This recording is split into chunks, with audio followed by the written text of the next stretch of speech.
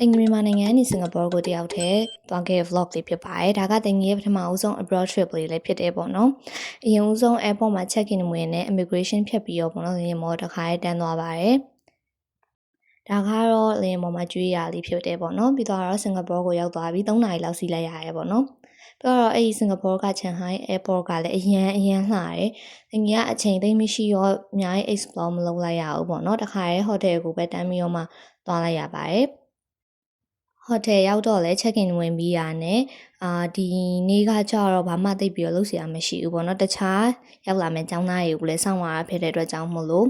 တကယ်မတွေ့ရတာကြာဖြစ်တဲ့အကူနဲ့ပဲရှောက်ပြီးတော့သွားပြီးတော့မုတ်ဒီပါတွေသွားစားပါတယ်အရင်ဆုံးကတော့ဟိုတယ်အနီးနားမှာရှိတဲ့မုတ်ဆိုင်မှာပဲသွားပြီးတော့အရင်စားလိုက်တယ်ပေါ့နော်စားပြီးတော့စကားတွေပြောပါညာပေါ့နော်ဒီဟာကတော့ကျောင်းကနေပြီးမှ fully funded နဲ့ခေါ်အောင်မလို့တင်းကြီးဘက်ကတော့ဘာမှမကုန်ဘူးပေါ့နော်